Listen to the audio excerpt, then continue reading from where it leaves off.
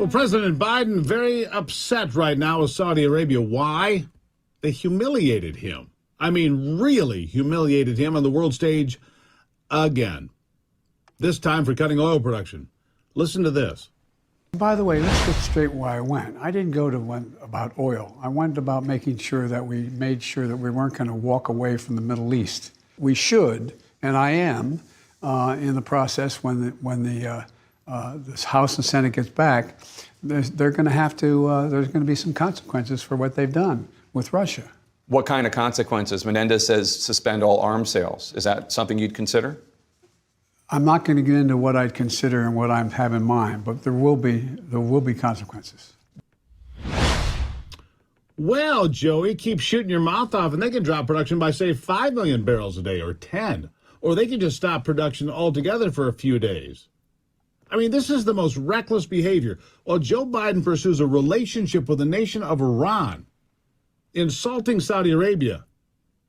How do you put this? Oh, yeah, what an idiot. The United States could avoid this mess altogether if we just unleashed our own energy sector, of course, because is Saudi Arabia really somebody we want to be friends with? It's debatable. I don't want to be friends with Iran. But the president refuses to open up American energy, of which we have more than the rest of the world.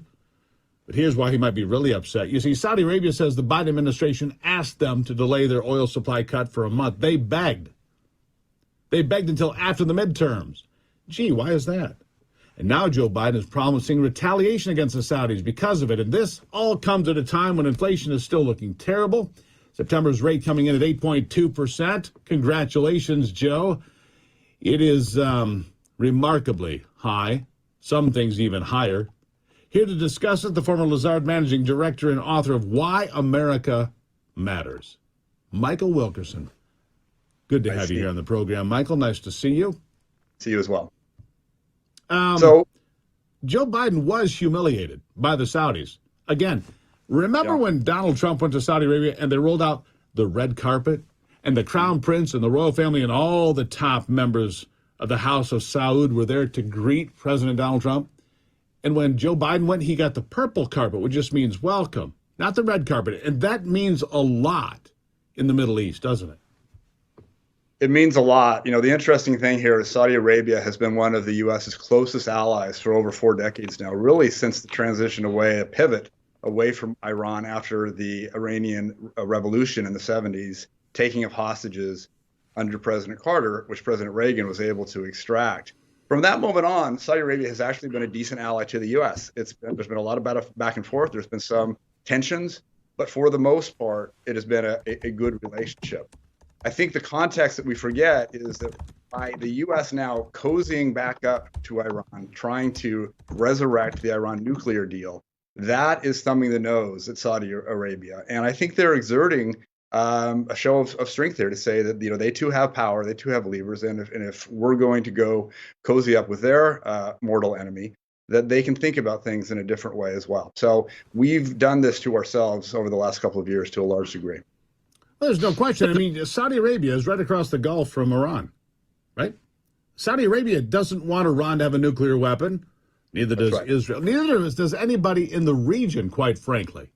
Mm-hmm. Right? And that's quite clear. And yet, Joe Biden keeps trying to pursue some deal with Iran. Nobody seems to understand this. Maybe there's some pay-to-play scheme here, Michael, that we missed with Hunter and Jim and Joe and the whole family, because something's up here. You know, we've not been friends with Saudi Arabia with Iran since 1979, right, when they took the embassy and 52 hostages for 444 days. What's going on? That is the issue, is I think Saudi Arabia is exerting some strength. Now, remember that the decision was made by OPEC+. So it was all the OPEC nations, Saudi Arabia, Iran, but also nations outside of OPEC like Russia. So Russia was at the table as part of this decision. And Saudi Arabia, the princes have said explicitly that they're trying to maintain a balance and objectivity between the parties. Who knows where that balance falls out? But I don't think that the administration's attempts to try to coerce, intimidate them with threats and other things is going to work. In fact, I think it's going to backfire in the way that you suggested, which is, you know, they can do more. This was the second month of reduction of capacity. The first one was trivial and symbolic, 0.1 million barrels, but now 2 million barrels coming off the table at a time when we're going into winter, when we're seeing a worsening crisis in natural gas, a different product, different supply chain, but still an issue in energy in Europe. Exactly. So where do we go from here? Because here's the fact.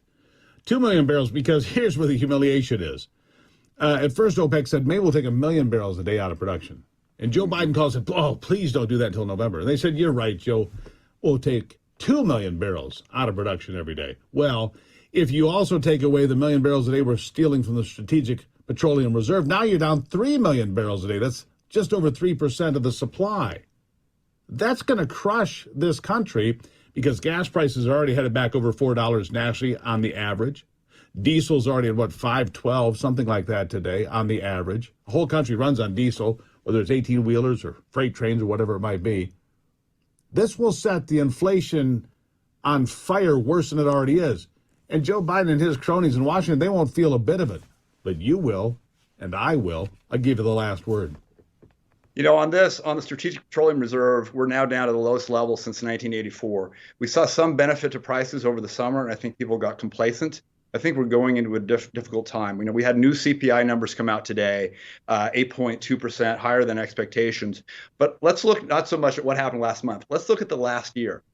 Food up at home up by 13%, energy up by 19.8%, natural gas over the year up by 33%, gasoline up by 18%. The list goes on and on. This is an energy crisis. Energy is driving inflation. And until actions are taken to reopen the U.S.'s domestic energy capacity, it is going to get worse. Prices will continue to go up over the course of the winter. There you go. At a time when electricity rates are up, fuel oil is up, propane, Michigan, where I live, more people heat with propane than any other state, terribly expensive. Natural gas, way up. It's going to be a tough winter, Michael. We know that. Europe, it's going to be worse. Let's not be like Europe. I say that quite clearly. Michael Wilkerson, thank you for being here. Thank you. Good to be here.